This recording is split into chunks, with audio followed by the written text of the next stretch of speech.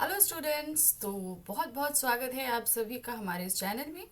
इस चैनल में आज हम जो लेकर आए हैं वो क्लास 10th कोर्स ए की हमारी बुक है शतज भाग 2।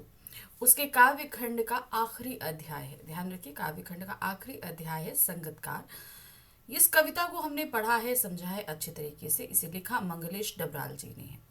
तो कविता हम पढ़ चुके हैं। तो आज हम क्या कर रहे हैं, आज हम इस पूरे ही अध्याय के काव्यांश आधारित बहुविकल्पीय प्रश्न कर रहे हैं। ध्यान दीजिएगा कि जो हमारा एग्जाम पेपर आता है उसमें हमारे काव्यांश और गद्यांश आधारित बहुविकल्पीय प्रश्न आते हैं। वो तो हमें करने ही होते हैं, लेकिन साथ ही साथ में कुछ संपूर्ण पाठ आधारित भी प्रश्न आते हैं। तो अगर एक बार हम काव्यांश आधारित प्रश्नों को कर लेते हैं तो हम कहीं पर भी नहीं अटकेंगे। ठीक है ना। तो चलिए फटाफट हम इस पूरे अध्याय के जितने भी काव्यांश पर उन पर आधारित प्रश्नों को करते हैं। तो सबसे पहले आप जो देख रहे हैं वो पहला काव्यांश हमारे सामने आ रहा है। क्या पूछ रहा है? मुख्य गायक के चट्टान जैसे भारी स्वर का साथ देती, वह आवाज सुंदर कमजोर कांपती हुई थी। वह मुख्य गायक का छोटा भाई है या उसका शिष्य, या पैदल चलकर सीखने आने वाला दूर का कोई रिश्तेदार। तो यहाँ पर उन्होंने ये चीज़ हमसे पूछी। क्या कह रहे हैं कि जो भारी स्वर में गा रहे हैं वो मुख्य गायक है। उनकी उस भारी स्वर में आवाज़ मिला रही है एक कमज़ोर कांपती हुई सी आवाज़। ये तो उनका छोटा भाई हो सकता है, या कोई शिष्य हो सकता है, या कोई रिश्तेदार हो सकता है जो दूर से संगीत सीखने आने वाला हो। अब इस पर पूरा हम जो देखेंगे वो है प्रश्न। क्या है? मुख्य गायक की आवाज़ कैसी होती है? कर्कश, पाषाण के समान कठोर, कमजोर, या चट्टान जैसी भारी। तो अब इसमें यहाँ क्या दिया है? चट्टान जैसे भारी स्वर। तो यहाँ पर हम क्या लगाएंगे? चट्टान जैसा भारी स्वर। नेक्स्ट आते हैं, मुख्य गायक के स्वर से स्वर मिलाती आवाज किसकी होती है? कौन है जो स्वर से स्वर मिलाता है? मुख्य गायक के शिष्य की, मुख्य गायक के अनुज की, या संगीत सीखने आने वाले कोई रिश्तेदार की, या उपरोक्त में से कोई भी। तो यहाँ पर इन तीनों की ही बात हुई है कि वो मुख्य गायक का या तो छोटा भाई हो सकता है, शिष्य हो सकता है, या फिर कोई जो है उसका दूर का रिश्तेदार हो सकता है। तो यहाँ पर हम क्या लगाएंगे? उपरोक्त सभी। नेक्स्ट आते हैं, चट्टान जैसे भारी स्वर से क्या अभिप्राय है? इसका मतलब क्या हुआ चट्टान जैसा भारी स्वर? कर्कश और कठोर स्वर, गंभीर और दमदार स्वर, तीखा और मृदु स्वर, या कमजोर और पतला स्वर। तो यहाँ पर गंभीर और दमदार आवाज से तात्पर्य है चट्टान की, कि जो उनका जो स्वर है वो बहुत ही गंभीर है, और चट्टान जैसा भारी जिसको हम बोलते हैं गंभीर वैसा है। निम्नलिखित में से क्या मुख्य गायक का साथ देने वाले गायक के स्वर की विशेषता नहीं है? ध्यान दीजिएगा, जो पूछ रहा है नहीं है। दमदार, कंपन युक्त, कमजोर, सुंदर। तो जो नहीं है वो है दमदार, क्योंकि दमदार आवाज तो किसकी है? वो तो मुख्य गायक की है ना। तो यहाँ पर दमदार आवाज उसकी क्वालिटी नहीं है। नेक्स्ट आते हैं, किसकी आवाज में हिचक सुनाई देती है? मुख्य गायक के, संगतकार के, मुख्य गायक और संगतकार दोनों के, या मुख्य गायक के शिष्य के। तो यहाँ पर जो है वो संगतकार की आवाज में हिचक सुनाई देती है, क्योंकि वो जानकर अपनी आवाज को ऊंचा नहीं करता कि वो मुख्य गायक से आवाज ऊंची हो जाए, इसलिए वो एक हिचक साफ तौर से उसकी आवाज में सुनाई देती है। चलिए अब आ गए हम अगला काव्यांश। तो कविता हमारी थोड़ी सी ज्यादा बड़ी तो नहीं है, लेकिन पूरा हमने उसको लेने की कोशिश करी है। क्या है? मुख्य गायक की गरज में वह अपनी गूंज मिलाता आया प्राचीन काल से। गायक जब अंतरे की जटिल तानों के जंगल में खो चुका होता है, या अपने ही सरगम को लांग कर चला जाता है भटकता हुआ एक अनहद में, तब संगतकार की स्थाई को संभाले रहता है, जैसे समेटता हो मुख्य गायक का पीछे छूटा हुआ सामान, जैसे उसे याद दिलाता हो उसका बचपन जब वह नौसिखिया था। ठीक है। तो इसमें उन्होंने क्या कहा है, क्या समझाने की कोशिश करी है? देखिए कि मुख्य गायक की गरज भरी आवाज, उसकी आवाज जो है गरज भरी, थोड़ा सा भारी दमदार आवाज है ना, तो उसमें गूंज मिलाता आया, हमेशा से उसके आवाज में स्वर देता हुआ आया है। जब गायक, मुख्य गायक अंतरों की जटिल तान के जंगल में उलझ जाता है, यानी कि जब वो बहुत ही डीपली गाने लग जाता है और खो जाता है वो मेन अंतरे से, तब उसको वापस उसी स्वर पर कौन लाने का काम करता है? संगतकार करता है, याद दिलाता है उसे अपने बचपन का समय जब खुद वो नौसिखिया था। तो उस समय की उसको याद दिलाने की कोशिश करता है। अब चलिए इसमें आगे देखते हैं इससे संबंधित प्रश्न। पहला है, संगतकार किस स्थिति में स्थायी को संभाले रखने का कार्य करता है? जब मुख्य गायक के गायन की क्षमता क्षीण हो जाती है, जो मुख्य गायक है वो थोड़ा सा धीमा हो जाता है तब, या जब मुख्य गायक जंगल में खो जाता है, जब मुख्य गायक अनहद में भटक जाता है, या जब मुख्य गायक संगीत की जटिल सुरों को गाने में असमर्थ हो जाता है। तो अब बताइए, जो हमने पढ़ा है उसके हिसाब से अगर हम चलें तो कौन सा होगा? जब मुख्य गायक अनहद में भटक जाता है, ये सही ऑप्शन हमारा होगा। नेक्स्ट आती है, प्राचीन काल से संगत कार्य क्या कार्य करता आया है? मुख्य गायक की आवाज में अपना स्वर मिलाता आया है, मुख्य गायक का पीछे छूटा हुआ सामान समेटता हुआ आया है, या मुख्य गायक के प्रभाव को क्षीण करता आया है, मतलब कम करता आया है, या मुख्य गायक को उसके बचपन की याद दिलाता आया है। तो सही जो अगर हम देखेंगे तो वो क्या है? मुख्य गायक की आवाज में अपना स्वर ये प्राचीन काल से मिलाता हुआ आया है। संगतकार की क्या भूमिका होती है? जो संगतकार है उसकी भूमिका मेन क्या होती है?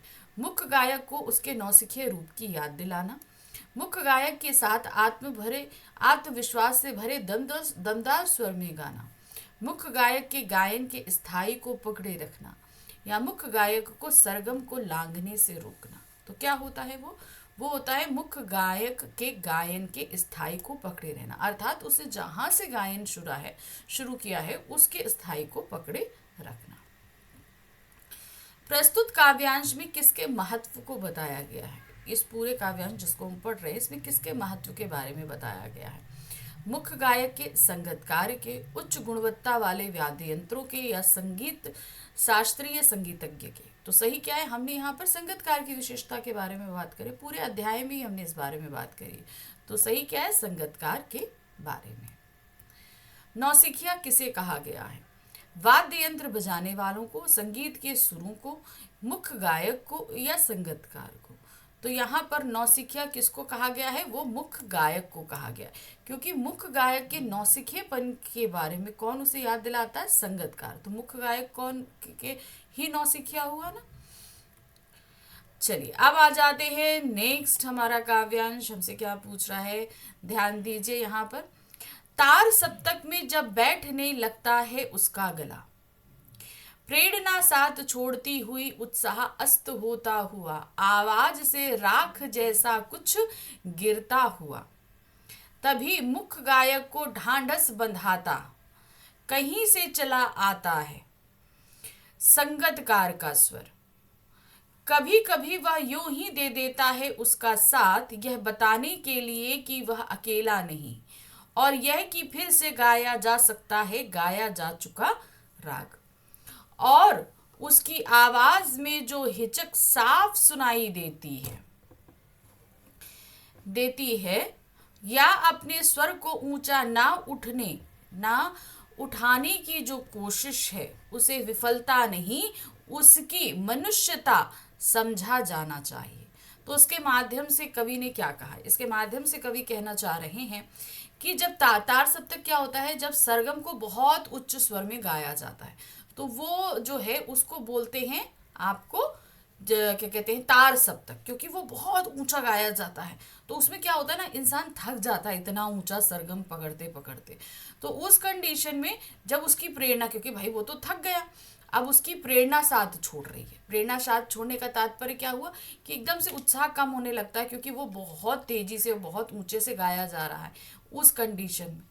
ठीक है, तो फिर क्या है? आवाज में राख जैसे का तात्पर्य क्या है कि आवाज जो है वो मध्यम हो जाती है। कैसी हो जाती है? थोड़ा सा मध्यम हो जाती है। तभी उस मुख्य गायक को ढांढस बंधाता हुआ, मतलब अब पीछे से सपोर्ट देता हुआ जो है वो संगतकार आ रहा है कि नहीं, हम साथ में हैं, आप ध्यान रखिए, हम लोग फिर से उस गायन को गा सकते हैं। फिर ये बताता है कि वो अकेला नहीं है और जो राग गाया जा चुका है उसे दोबारा गाया जा सकता है। उसकी आवाज में हिचक सुनाई देती है। हिचक क्यों सुनाई दे रही है? क्योंकि वो जानकर अपनी आवाज को थोड़ा धीमे रखे हुए है, अपने स्वर को ऊंचा नहीं उठा रहा है। यह उसका कोई विफलता नहीं, कमजोरी नहीं, यह जो है समझा जाना चाहिए उसकी मनुष्यता। क्यों? क्योंकि वो गा सकता है और जानकर वो गा नहीं रहा है ऊंचे स्वर में। अब इस पर प्रश्न क्या है? संगतकार किस प्रकार मुख्य गायक को यह एहसास दिलाता है कि वह अकेला नहीं है? मुख्य गायक के टूटते स्वर में अपना स्वर मिलाकर, मुख्य गायक के समान उच्च स्वर गाकर, मुख्य गायक की प्रेरणा बनकर, मुख्य गायक के स्वर को ऊंचा उठाकर। तो वो किस तरीके से बताता है? वो मुख्य गायक के टूटते स्वर में अपना स्वर मिलाकर इस बात का यकीन दिलाता है कि वह अकेला नहीं है। कौन? मुख्य गायक अकेला नहीं है। नेक्स्ट है, संगतकार के स्वर में हिचक इसलिए सुनाई देती है। क्यों सुनाई देती है? उसके स्वर में परिपक्वता का अभाव है, उसमें प्रतिभा की कमी है, वह मुख्य गायक का मान बनाए रखना चाहता है, या वह स्वयं ही हीन समझता, स्वयं को हीन समझता है। तो क्या है? वह मुख्य गायक का मान बनाए रखना चाहता है, उसकी इज्जत करता है इसलिए। तार सप्तक गाते समय मुख्य गायक का स्वर मंद क्यों पड़ जाता है? क्या कारण है कि वो थोड़ा सा मंद हो जाता है? उसका उत्साह मंद पड़ जाता है, उसकी प्रेरणा साथ छोड़ने लगती है, उसका गला बैठने लगता है। ये उपरोक्त सभी कथन सत्य है।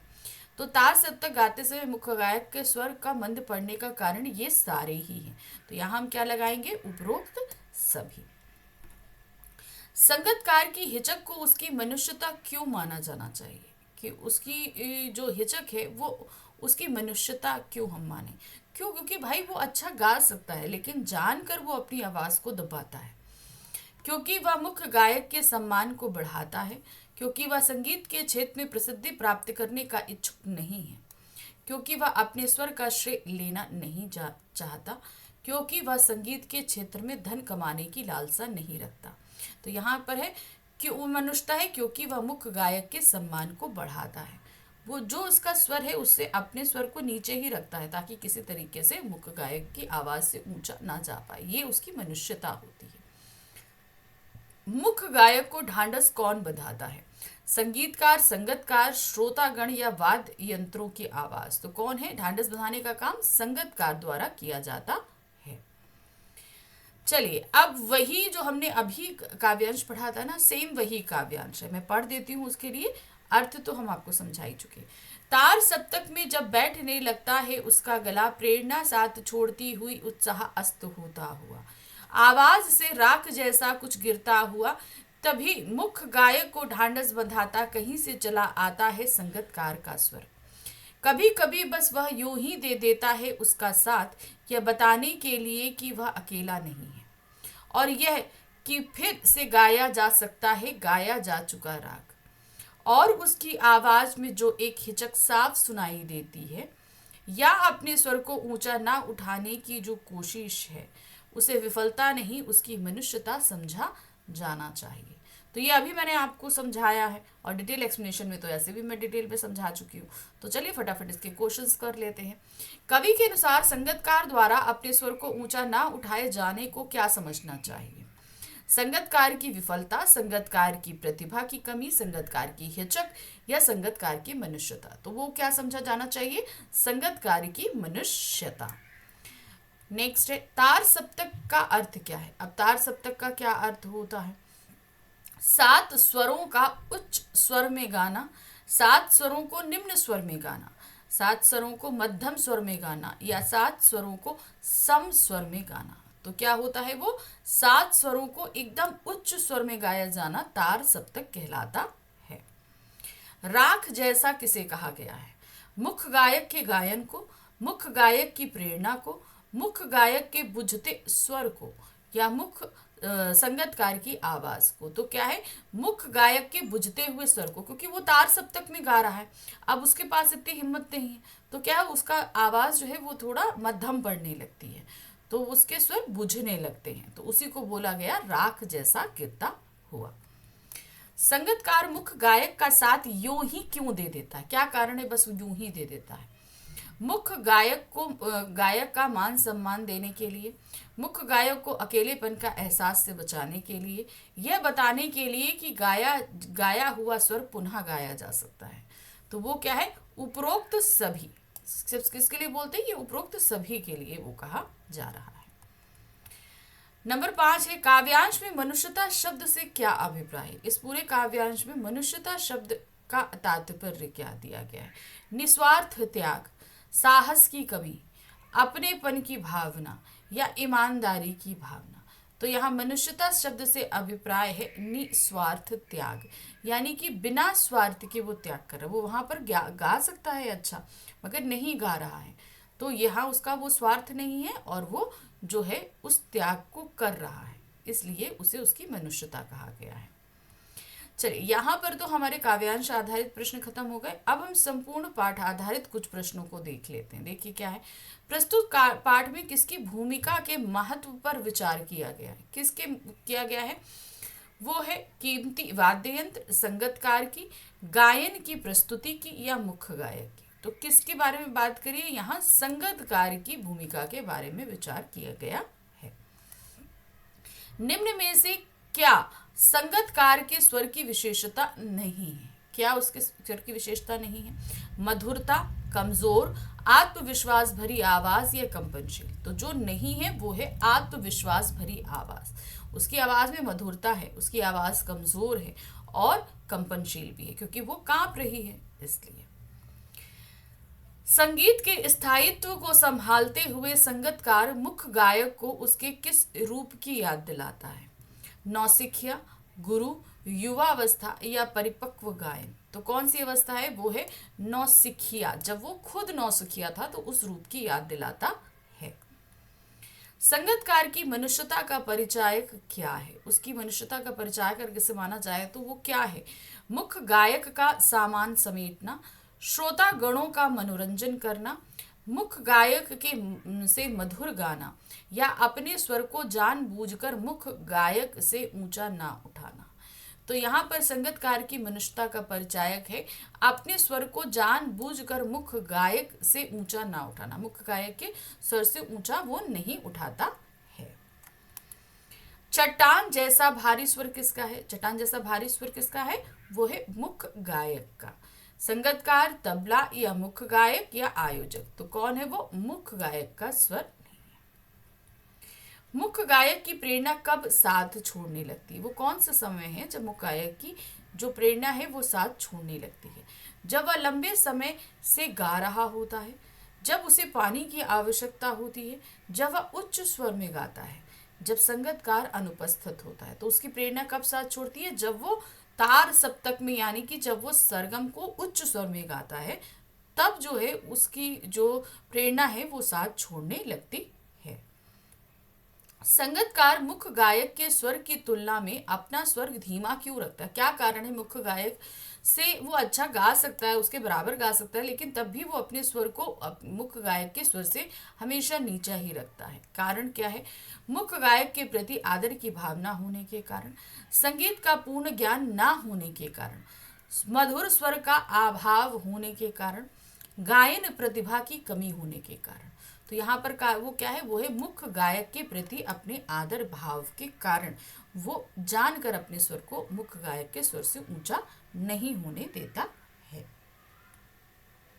मुख्य गायक को ढांढस बंधाने का कार्य संगतकार कैसे करता है, किस तरीके से ढांढस बंधाने का काम करता है, मुख्य गायक के स्वर से स्वर मिलाकर, मुख्य गायक को अकेले गाने की प्रेरणा देकर, तालियों द्वारा मुख्य गायक का उत्साह वर्धन करके, ठीक प्रकार से वाद्य यंत्र बजाकर। तो कैसे करता है, मुख्य गायक के स्वर से स्वर मिलाकर, तो उसे ढांढस बंधाने का काम करता है, क्योंकि जब वो खुद थक जाता है तब स्वर में स्वर मिलाता है, ताकि नहीं कि मैं साथ हूं, आप परेशान या नहीं हो, ये थकिए नहीं, इस तरीके से।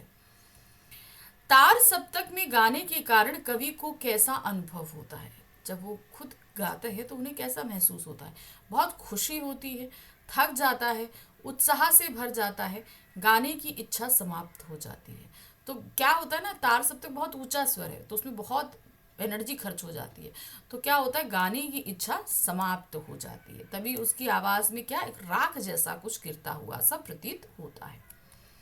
संगीतकार मुख्य गायक का साथ क्यों देता है? क्या कारण है कि वो दे रहा है? उसकी गायन शक्ति बढ़ाने के लिए, उससे आगे बढ़ने के लिए, उससे सीखने के लिए, या इनमें से कोई नहीं? तो संगीतकार मुख्य गायक का साथ इसलिए देता है क्योंकि वह अपनी गायन शक्ति बढ़ाना चाहता है, क्योंकि भाई अभी वो खुद नौसिखिया है, तो इसीलिए संगीतकार के क्षेत्र में तो धीरे धीरे वो अपनी शक्ति बढ़ाए, समझे चीज़ों को, तो वो इसलिए मुख्य गायक के गाने में साथ देता है। तो यहाँ पर समाप्त हो गए हमारे इस अध्याय के प्रश्न। आपने अच्छे से समझ लिया होगा क्या क्या इसमें हमने कराना था, हमने सभी कुछ करा दिया है। तो एक तरीके से हमने आपके डिटेल एक्सप्लेनेशन और एमसीक्यूज कंप्लीट करा दिए हैं। तो काफ़ी हद तक आपका चैप्टर रेडी हो चुका है, लेकिन आप अध्याय एक बार पढ़िएगा ज़रूर, ठीक है ना? फिर उसके बाद आप अच्छे से क्वेश्चंस कर पाएंगे। तो ये तो हमारे काव्य खंड खत्म हो गए, लेकिन अभी हमारा जो है गद्य खंड बाकी है। तो मिलते हैं नेक्स्ट वीडियो में, जिसमें हम गद्य खंड के मल्टीपल चॉइस क्वेश्चन शुरू करेंगे, जो रहेंगे आपके गद्यांश आधारित प्रश्न। Thank you for watching, bye bye.